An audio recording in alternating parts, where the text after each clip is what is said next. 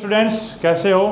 मैं Santosh Sharma, DAV public school Sikar, class 12th के genetics के पार्ट नंबर 34 यानी 34 के अंदर जो अपनी क्लोनिंग चल रही थी उस क्लोनिंग का थर्ड पार्ट है ये, टाइप्स ऑफ क्लोनिंग। पहले के अंदर हमने क्या पढ़ा था, पार्ट नंबर 32 जो था उसके अंदर था इंट्रोडक्शन ऑफ क्लोनिंग था, क्लियर। उसके बाद में पार्ट नंबर 33 था, उसके अंदर टेक्निक किसकी, जेबी गुर्दन टेक्निक थी। और 34 के अंदर क्या है, टाइप्स ऑफ क्लोनिंग यानी क्लोनिंग के प्रकार क्या है, ठीक है ना। तो अब इसके अंदर देखो टाइप्स ऑफ क्लोनिंग के अंदर क्लोनिंग जो है दो प्रकार की होती है। कितनी प्रकार की होती है, 2 टाइप्स ऑफ क्लोनिंग। फर्स्ट है जीन क्लोनिंग, क्या है, जीन क्लोनिंग है। दूसरा है एनिमल क्लोनिंग यानी जीव क्लोनिंग, क्लियर है। पहला है जीन क्लोनिंग यानी जीन का क्लोन तैयार करना, वो कैसे तैयार करते हैं।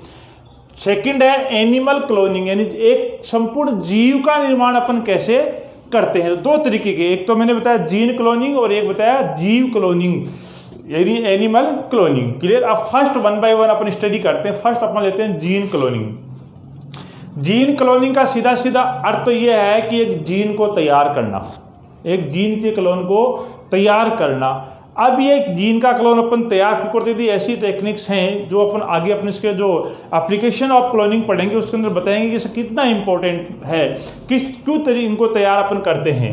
तो पहला है जीन क्लोनिंग। देखिए, the process of making exact copy of gene, exact copy of genes और chromosomes is called gene cloning. क्या है कि एक जीन का या गुणसूत्र का हूबहू कॉपी जो है, एग्जैक्ट अपन कार्बन कॉपी भी कह सकते हैं, यानी जीन या गुणसूत्र की हूबहू कॉपी, हूबहू प्रतियां या एग्जैक्ट कार्बन कॉपी अपन जिसको कहें, तो उसको बनाने की विधि जो है वो क्या कहलाएगी, जीन क्लोनिंग कहलाती है, क्लियर।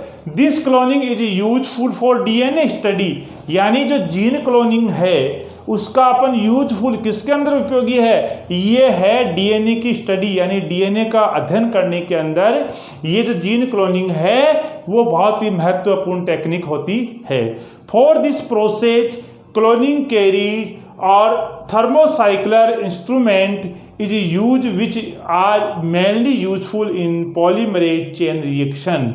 ये क्या कह रहा है कि इसके लिए, किसके लिए, इस जीन क्लोनिंग के लिए वाहक अथवा एक उपकरण थर्मोसाइक्लर प्रयुक्त किया जाता है। यानी जीन जो क्लोनिंग है उसके अंतर्गत एक ऐसे इंस्ट्रूमेंट का उपयोग किया जाता है जिसका नाम क्या, थर्मोसाइक्लर है, या उसको अपन वाहक यानी कैरियर भी बोलते हैं। इसको वाहक का मतलब समझते हैं आप, पोस्टमैन की तरह वहाँ से डाक लेके आना, यहाँ डाक देना, यानी उस कैरियर का कार्य कर रहा है। तो उसी तरह अपन कह रहे हैं कि जो थर्मोसाइक्लर जो इंस्ट्रूमेंट है वो एक वाहक है यहाँ पर।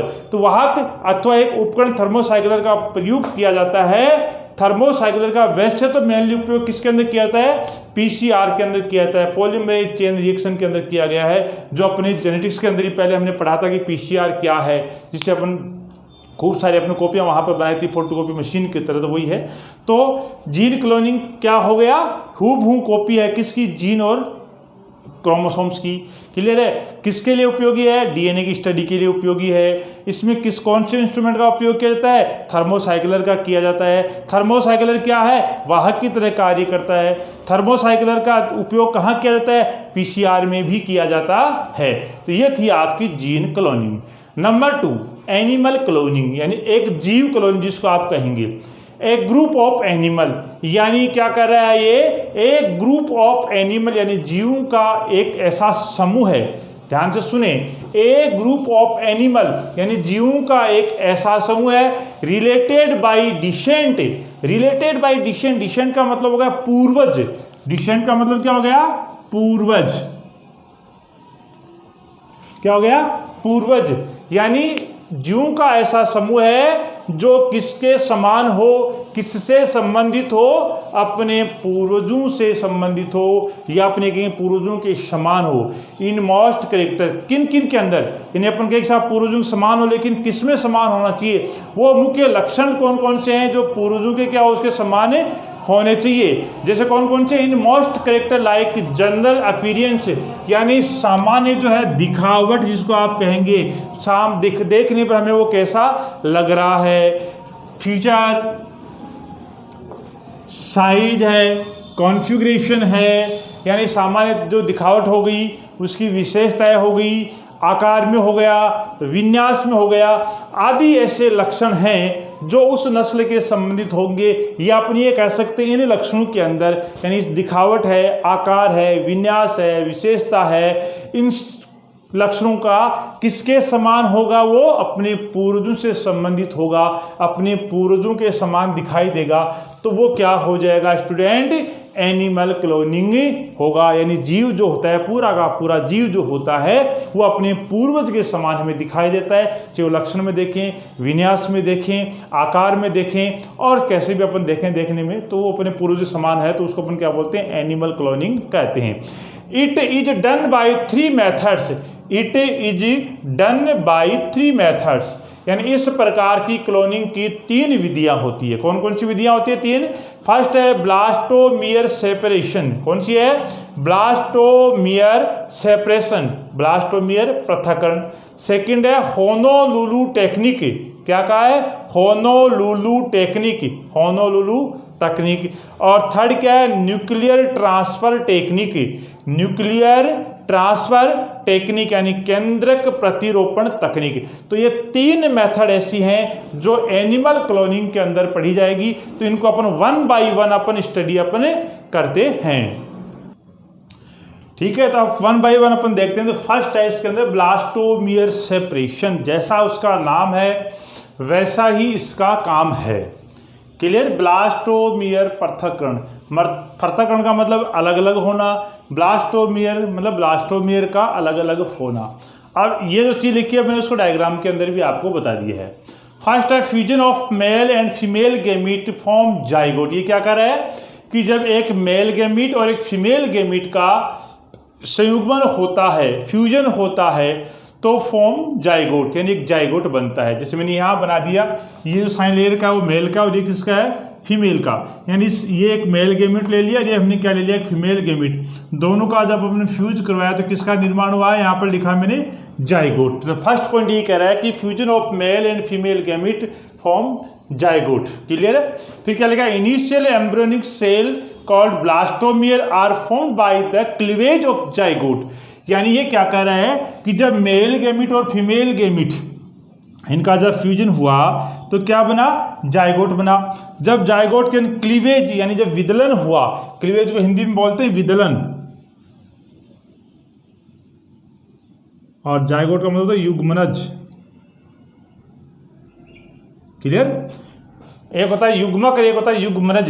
जो गैमीट जो होता है ना, गैमीट, इसको अपन बोलते हैं युग्मक। हिंदी के इसको क्या बोलते हैं? युग्मक। यानी जब मादा युग्मक और नर युग्मक का आपस में फ्यूजन करवाया, फ्यूज करवाने से जाइगोट यानी युग्मज बना। जब इस जाइगोट के अंदर विदलन होगा, क्लीवेज होगा, तो किसका निर्माण होगा? ब्लास्टोमियर का निर्माण होगा। क्लियर हो गया? यहाँ तक फर्स्ट पॉइंट अपना क्लियर है कि जब मेल और फीमेल गैमीट को फ्यूज करवाया, जाइगोट बना, जाइगोट में विदलन हुआ और क्या बन गया है? Blastomere. If all the cells of this blastomere is separated and are allowed to develop, then each cell give rise to a fully developed embryo. ये क्या कह रहा है? If all the cell of these blastomere, यानी ये जो blastomere बना, इसकी प्रत्येक सेल को is separated and are allowed to develop, यानी प्रत्येक जो ब्लास्टोमियर जो बना है, इसकी प्रत्येक कोशिका को अपन सेपरेट होने के लिए कहें या इनको सेपरेट कर दें, यानी पृथक पृथक कर दें। नाम ही भैया क्या है? ब्लास्टोमियर पृथक्करण। तो ब्लास्टोमियर का पृथक्करण तो करना ही करना है हमें। ये तो कह रहा है अगला कि जो विदलन के द्वारा जो ब्लास्टोमियर बना, उसकी जितनी भी सेल, जैसे मैंने यहाँ पर मान लीजिए ये 8-10 सेल बना रखी है, 8 सेल बना रखी है, इन 8 सेल को हम अलग अलग कर दें, सेपरेट कर दें, और उनको ये बोल दें कि आप अपना अपना एम्ब्रियो बनाएं, जाओ अपना कार्य करो अपना अपना। तो हम देखो यहाँ पर लिखा है सेपरेशन ऑफ ब्लास्टोमियर। जैसे मैंने यहाँ 4 दिखा रखी है कि हमने इनको अलग अलग कर दिया है। ये मैंने चारों क्या ब्लास्टोमियर दिखा रखी है, ध्यान रखें। यहाँ जो मैंने ब्लास्टोमेरिक सेल्स जो बना रखी है उन सेल को मैंने यहाँ देखो सेपरेट कर दिया है और सेपरेट करके इनको आदेश दे दिया है जाइए आप अपना काम करिए। यानी इनको एम्ब्रियो बनाने के लिए इनको क्या कर दिया, ये लिख रखा है यहाँ पर साफ साफ लिख रखा है, if all the cell of this blastomere is separated and are allowed to the develop, यानी इसको अलग अलग परिवर्तित होने के लिए या डेवलप होने के लिए इनको बोल दिया जाए, then it cell give right to a fully developed embryo, यदि इनको अलग करके इनको परिवर्तित होने के लिए बोला जाए या कहा जाए तो ये अपना पृथक पृथक क्या बना लेंगे, एम्ब्रियो का निर्माण कर लेंगे। जैसे इस सेल से ये एम्ब्रियो बन गया, इस सेल से ये एम्ब्रियो बन गया, इससे ये बन गया, इससे ये, यानी इन चारों सेल्स ने अपने अपने भ्रूण बना लिए, एम्ब्रियो बना लिए। और आगे क्या लिख रखा है, द अडल्ट सिमिलर, यानी इस भ्रूण से क्या बनेगा, आगे वयस्क का निर्माण होता है। प्रत्येक एम्ब्रियो अपने आप क्या बना लेगा, एक वयस्क का निर्माण कर लेगा। फिर क्या करा, the adult similar, that's why this types of cloning is called twinning, this method is also known as embryo cloning. यानी ये क्या कह रहा है कि ये जब ब्लास्टोमेयर को हमने पृथक पृथक किया, प्रत्येक कोशिका ने अपना अपना एम्ब्रियो बनाया, फिर एम्ब्रियो से क्या बना है, वयस्क बना, यानी अडल्ट अडल्ट अडल्ट अडल्ट लिख रखा है, यानी प्रत्येक एम्ब्रियो से क्या बना है, अडल्ट बना।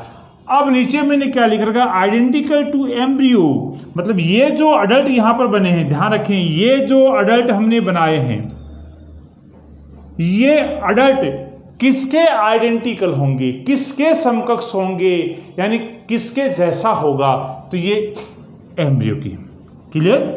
यानी ये जो वयस्क हैं इस भ्रूण के समकक्ष होंगे, आइडेंटिकल होंगे, एग्जैक्ट कार्बन कॉपी ये मान सकते हैं आप। तो अपन क्या करें कि अडल्ट किसके समान होगा, एम्ब्रियो के समान होगा। इस विधि को भ्रूण क्लोनिंग के नाम से, यानी जो इसका नाम है ना ये ब्लास्टोमेयर पृथक्करण, इसको अपन एम्ब्रियो क्लोनिंग के नाम से भी जानते हैं। क्या जानते हैं, एम्ब्रियो क्लोनिंग के नाम से भी जानते हैं। और एक नाम और है ट्विनिंग यमलन, जिसको हिंदी में बोलते हैं ट्विनिंग क्लोन भी कहते हैं। ट्विनिंग क्लोनिंग क्यों कहते हैं, ट्विनिंग का जैसे टहनी से ले लो आप, जैसे एक पादप की है, खूब सारी टहनियाँ सारी एक दूसरे के समकक्ष होती है, एक टहनी को दूसरे से मिला लो, तो सेम चीज़ है। इसको अपन ये मान ले कि ये एक शाखा है, यहाँ पर हमने 8 सेल बना रखी, मतलब 8 ब्रांच है, 8 से हमने यहाँ पर क्या बना दिए, 8 एम्ब्रियो बना दिए। तो इन 8 एम्ब्रियो से क्या बन गए, 8 अडल्ट बन गए। तो ये 8 के 8 अडल्ट किसके समान है, एम्ब्रियो के समान है। एम्ब्रियो किससे बना, इससे, तो आपस में क्या हो गया, एक दूसरे क्या हो गए, क्लोन हो गए। तो इसको अपने ट्विनिंग क्लोन भी कहते, क्लोनिंग कहते हैं, या फिर एम्ब्रियोनिक क्लोनिंग भी कहते हैं। तो ये था आपका ब्लास्टोमेयर पृथक्करण, बहुत सिंपल है, कुछ भी नहीं करना है, थोड़ी देर देखना नहीं है, डायग्राम में देखना सीधा सीधा ही कि मेल गेमेट फीमेल गेमेट मिलाया, जायगोट बना। ये जायगोट तो बनना अपन 7वीं क्लास से 8वीं क्लास से पढ़ रहे हैं। तो जायगोट बनाया, जायगोट में विदलन हुआ, क्या बना, ब्लास्टोमेयर। ब्लास्टोमेयर के सेल्स को अलग अलग कर दिया, उनसे क्या बन गया, एम्ब्रियो। एम्ब्रियो से क्या बन गया, वयस्क बन गया। और वयस्क किसके समकक्ष हुआ, उस एम्ब्रियो को हुआ जिस एम्ब्रियो के क्या था, वो समान। तो ये था आपका first blastomere separation. Next second number है होनोलुलु टेक्निक। ये क्या होती है, सबसे पहले technique given by Teruhiko Wakayama in 1998 under the direction of Ryuzo Yanagimachi in Hawaii university. ये क्या कह रहा है कि ये जो होनोलुलु टेक्निक जो है वो हवाई विश्वविद्यालय में रुजो यानागिमाची के नेतृत्व में तेरुहिको वाकायामा ने 1998 में दी थी। तो ये तो पॉइंट हुआ कि किसने दी, कब दी, ठीक है। नेक्स्ट पॉइंट देखिए, in this technique donor and recipient cells are not fuse. ये क्या कह रहा है, इस तकनीक में दाता और ग्राही, डोनर और रेसिपिएंट, ये रहा, दाता व ग्राही जो कोशिका का संलयन नहीं किया जाता है।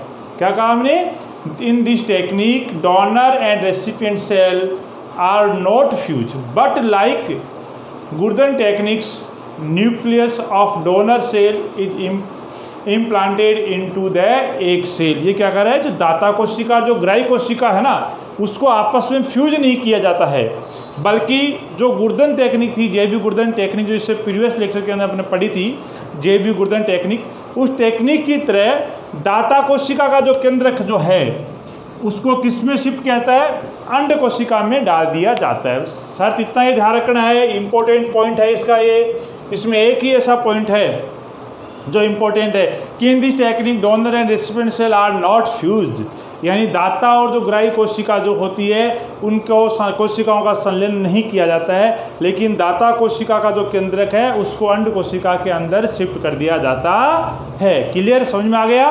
क्या कहा कि दाता और ग्राही को फ्यूज नहीं करेंगे, लेकिन दाता कोशिका का केंद्र किस में डालेंगे? अंड कोशिका के अंदर। Next point, by this method he announce to clone 50 mice, the first clone mice was cumulus. ये क्या कर रहा है? इस तकनीक द्वारा इन्होंने लगभग 50 चूहिया जो होती है का क्लोन तैयार करने की घोषणा की थी कि हम इस तकनीक से 50 जो चूहिया है उसकी अपन क्या करेंगे? क्लोन तैयार करेंगे। और उन्होंने जो पहली क्लोन जो बनाई थी चूहिया की उसका नाम क्या था? क्यूमुलस था। क्या था? क्यूमुलस। तो क्यूमुलस क्या है? एक क्लोन है। किसका है? माइस एंड चूहिया का है, जो इस तकनीक के द्वारा फर्स्ट बार बना था। नेक्स्ट वन है the mice was clone for 3 generation, this prove that by cloning no dissimilarity is developed. ये क्या कर रहा है? जो ये चूहिया जो क्यूमुलस जो बनाई गई थी उसको 3 पीढ़ियों तक इसको क्या किया? 3 पीढ़ियों तक क्लोन की से सिद्ध हुआ। 3 पीढ़ियों तक उसको क्लोन किया। पहली पीढ़ी में क्लोन किया, फिर नेक्स्ट पीढ़ी के अंदर किया, फिर अगेन नेक्स्ट पीढ़ी के अंदर उसको क्लोन किया, यह सिद्ध करने के लिए कि इसके अंदर कोई असामान्यता तो उत्पन्न नहीं होती है। तो उन्होंने देखा कि कोई भी असामान्यता उत्पन्न इसके अंदर नहीं हुई। कब? जब इसी चूहिया को जो क्यूमुलस जात तो फर्स्ट जो इसका क्लोन बनाया था चूहियों का, उसी क्लोन को उन्होंने 3 पीढ़ियों तक क्लोन किया लगातार, और 3 पीढ़ियों पर क्लोन करने के बाद भी उन्होंने देखा कि कोई भी उसके अंदर असामान्यता उत्पन्न नहीं हुई। तो ये थी आपकी होनोलुलु टेक्निक जो सेकंड नंबर की थी।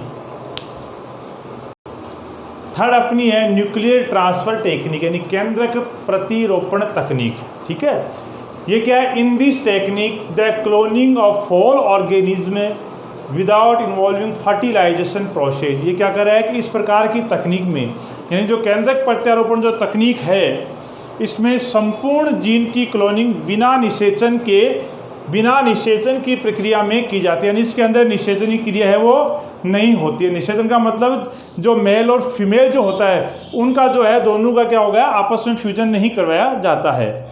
नेक्स्ट पॉइंट है in this technique the nucleus of female egg is remove and exchange with the desire cell nucleus. यानी पहले पॉइंट में हमने क्या कहा कि दोनों का क्या होना नहीं चाहिए? निषेचन नहीं होना चाहिए।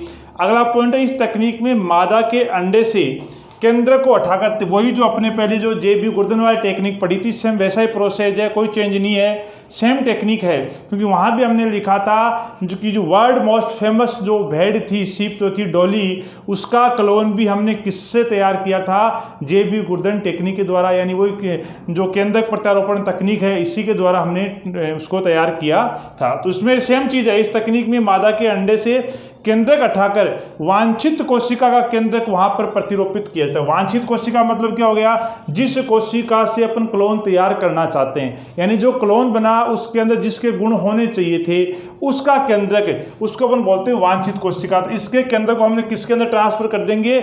उस अंडे के अंदर कर देंगे जिस अंडे के अंदर जो हमने केंद्रक नहीं है, यानी अनफर्टिलाइज और इन्यूक्लिएटेड, यानी अनिषेचित केंद्रक विहीन जो अंडा है उसके अंदर हमने क्या करेंगे? इसको ट्रांसफर कर देंगे। The embryo obtain after development in the clone of the animals from which the nucleus was extracted. ये क्या करा कि जिस जंतु से केंद्रक लिया है या जिसका हमने केंद्रक लिया, जैसे हमने लेकिन वांछित कोशिका का केंद्रक, यानी जो डिजायर जो सेल्स है उसका हमने जो केंद्रक लिया, न्यूक्लियस लिया था, परिवर्तित होने वाला भ्रूण व वयस्क उसी की प्रतिकृतियां क्लोन होगा। मतलब जिसका अपन केंद्रक यूज कर रहे हैं, जिसका अपन न्यूक्लियस यूज कर रहे हैं, वही उसके अंदर क्या होगा? उसी के समकक्ष होगा। जैसे हमने पहले भी कहा था कि जो अडल्ट जो बनेगा, जो एम्ब्रियो जो बनेगा, वो किसके आइडेंटिकल होगा? जिस सेल का हमने न्यूक्लियस यूज किया है। Note, using this technique in 1996 doctor Ian Wilmut and his co-worker is Roslin Institute Scotland produced sheep called Dolly। ये क्या कह रहा है कि इस टेक्निक के द्वारा डॉक्टर इयान विल्मट जो है वो उसके साथी है, उन्होंने मिलकर रोजनिल इंस्टीट्यूट स्कॉटलैंड में 1996 के अंदर एक क्लोन तैयार किया था जो वर्ल्ड मोस्ट फेमस था, विश्व प्रसिद्ध क्लोन था, जिसका नाम है डोली। क्या नाम है?